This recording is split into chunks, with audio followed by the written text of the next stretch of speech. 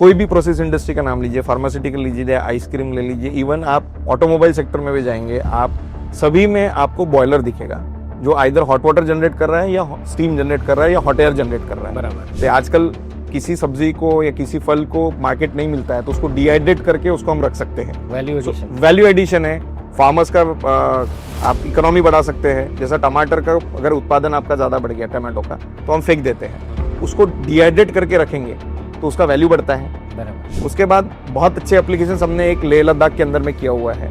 आप space heating system जिसको बोलते हैं, जैसा हमारे एयर कंडीशनिंग नागपुर में लगता है, हम बोलते हैं आइए आप नागपुर में है सबसे हॉटेस्ट सिटी में, तो वैसे ही आप जब लेह लद्दाख या गुलमर्ग में जाते हैं तो हमने हाई एल्टीट्यूड वॉरफेयर स्कूल है, वहाँ पे हमने स्पेस हीटिंग सिस्टम दिया है। हम जो इलेक्ट्रिसिटी हम यूज कर रहे हैं अभी, उसमें हम थर्मल पावर प्लांट में वाटर को स्टीम में कन्वर्ट कर रहे हैं, स्टीम से टरबाइन घुमा रहे हैं, उसको इलेक्ट्रिसिटी में कन्वर्ट कर रहे हैं। इलेक्ट्रिसिटी ट्रांसपोर्ट करीबन 16% से लेके 20% के आसपास आपका लॉसेस है, फिर हमारे घर पे आती है, फिर हम उससे गर्म पानी करते हैं और फिर नहाते हैं। पुराने जमाने में आप किसी से पूछेंगे तो फ्रिज के नीचे, जो आपका फ्रिज था उसके नीचे दिया लगाते थे और वो फ्रिज उसको ठंडा करता था।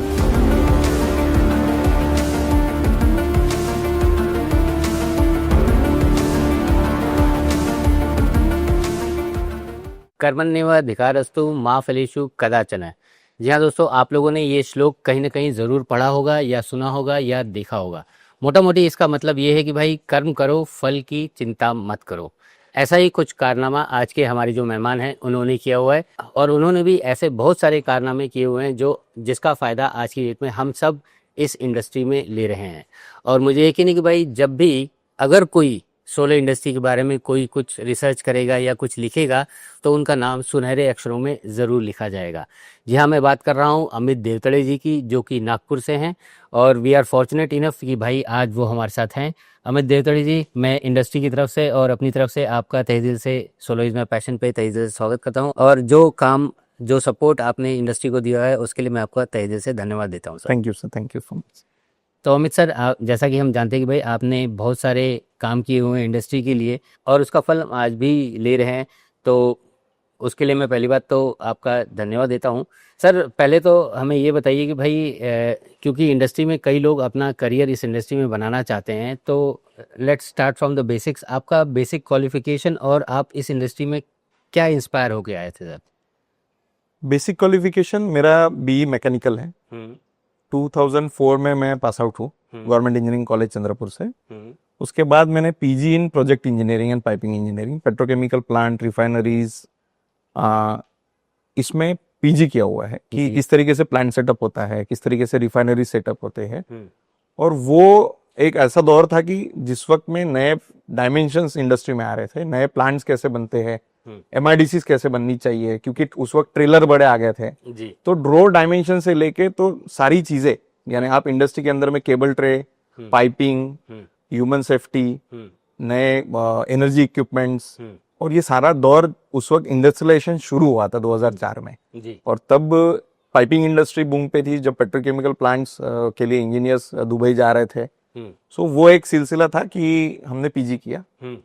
उसके बाद पैकेजिंग टेक्नोलॉजी में एक डिप्लोमा किया हुआ है, क्योंकि उस वक्त वो भी एक दौर था जब मॉल आ रहे थे, आप जिसको बिग बाजार बोल रहे हैं या डीमार्ट बोल रहे हैं, पहले तो किराना शॉप थी और प्रोडक्ट अपने आप को डिफाइन करेंगे, आदमी लोग प्रोडक्ट बेचने के लिए नहीं रहेंगे।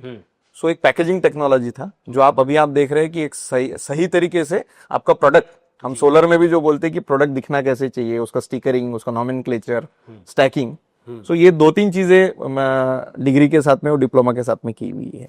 तो सर, आपने मैकेनिकल इंजीनियरिंग किया, फिर पीजी किया, और ऑल ऑफ ए सडन ये सोलर की लाइन कैसे आपको भाग गई सर?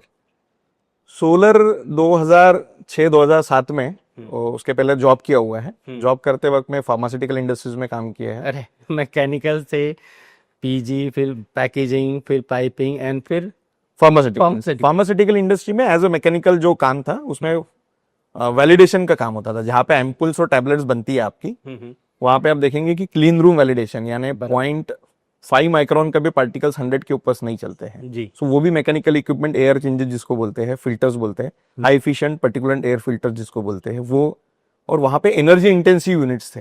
ये सब मेंटेन करना, pharmaceutical is a very energy intensive units. बराबर। फिर उसके बाद नागपुर में वॉल्स करके, निको वॉल्स करके कंपनी, उसमें किया। तो इंडस्ट्री से बहुत जुड़ा रहने की वजह से इंडस्ट्री में सबसे बड़ा प्रॉब्लम था सस्टेनेबिलिटी का, एनर्जी इंटेंसिव।